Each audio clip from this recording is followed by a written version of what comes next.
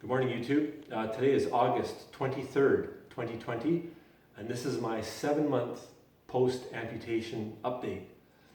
Today's video is going to be a little bit about how I go about my business on the days when I do not wear my leg.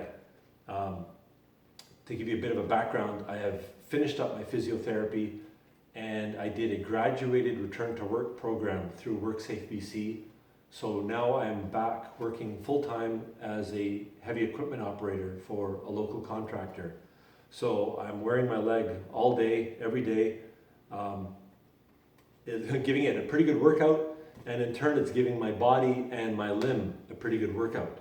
So how am I dealing with that day-to-day usage? I will pick a day on the weekend where I don't wear my leg at all. Typically for me it ends up being a Sunday where I'll just stay right out of my leg. As I explained in a different previous video, even though it's just a below knee prosthesis, I'm still wearing one of these silicone type pin lock liners which comes up above my knee. So as an amputee, one of the biggest things is to keep your skin and your limb healthy, because if you start to get skin breakdown from pressure or sores, then you can't wear your liner. If you can't wear your liner, you can't wear your leg, and then you're forced to use a wheelchair or crutches. So by me picking a day where I don't wear my leg is a little bit of a time for recovery and a bit of a preemptive way of dealing with any possible issues. So how do I protect my skin?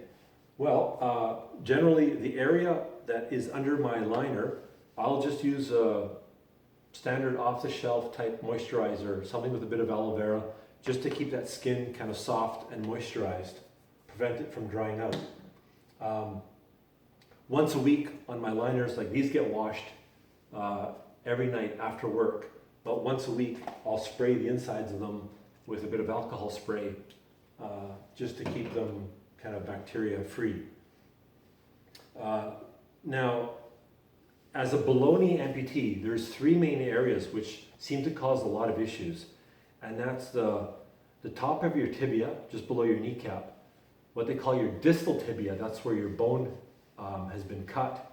And then the fibular head, which is the top of the small bone on the outside of your tibia, your main shin bone. So those 3 areas happen to take a lot of wear and tear as a below knee amputee.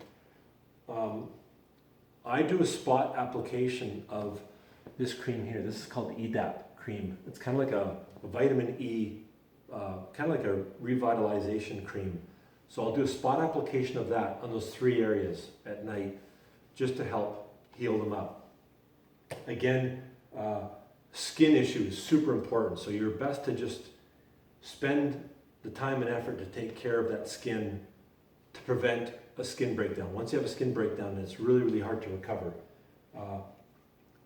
In the mornings, before I put my leg on, I'll put this stuff on. This is Adapt Skin 50. Available in a 50 or a 90 viscosity, and that acts almost like a protective barrier on your skin. So I'll put that on in the morning. Again, on those three main areas, the top of your tibia, your fibular head, and your distal tibia. And that acts as a bit of a protective barrier for when I'm in my leg. Now, one problem that amputees have is swelling of their limb when they're not in their socket. And if you swell too much, again, then you can't get back into your socket. So in order to prevent swelling, compression is always a good idea on your limb. Some amputees, they'll take like an ACE bandage or a tensor bandage, and they'll do a special wrap to provide that compression. I did that at first, but then I got more into just wearing the shrinker sock. So this is a Juzo below knee shrinker sock, and it's rated 30 to 40 rating for compression. So it's a little bit on the higher side. So when I'm out of my limb, I'll wear that just to keep that swelling to a minimum. So going out and about, no, I do not let my pant leg dangle. I like to tuck it up. Some amputees will actually fold their pant leg up or roll it up or tuck it inside. I'm in a little bit of a different situation because I still have quite a long below knee limb, so I don't have a lot of fabric for it to stay secure. So my wife has made these soft elastic wraps, and I will just fold up my pant leg forward and put that on just to keep it out of the way. Some amputees will actually tailor their pants for when they're without a limb. I don't do that because then I can just use this with my leg. Now, for mobility, some amputees use wheelchairs, some use crutches. Thankfully, my prosthetist, Word Prosthetics, has a huge selection and inventory of different types of crutches.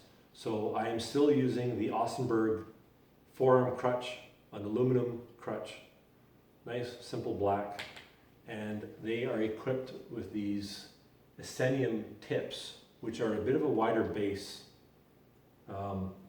I use these for hiking. If I go on a really long hike and I'm wearing my leg, I will still bring these along just for additional stability.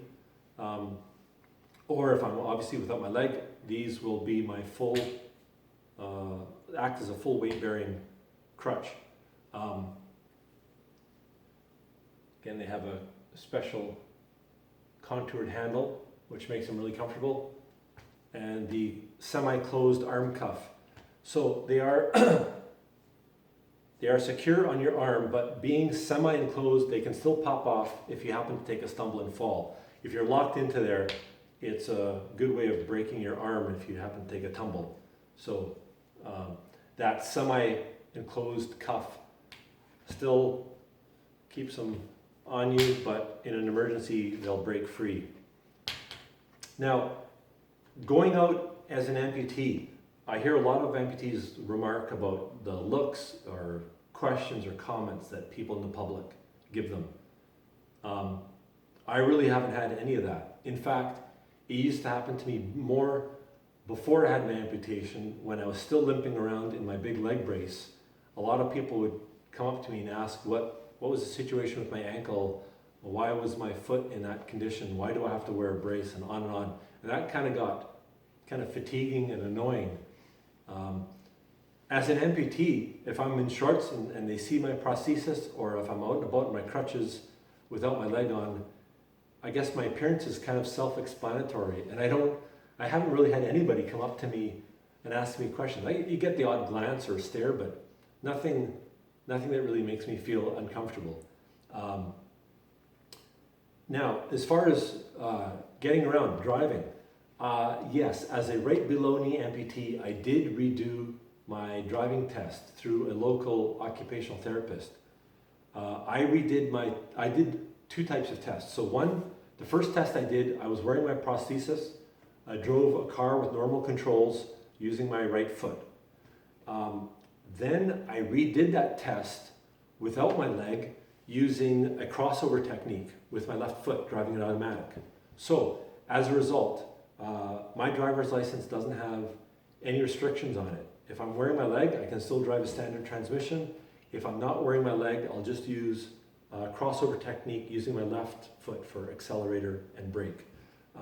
No hand controls required as part of my driving privileges.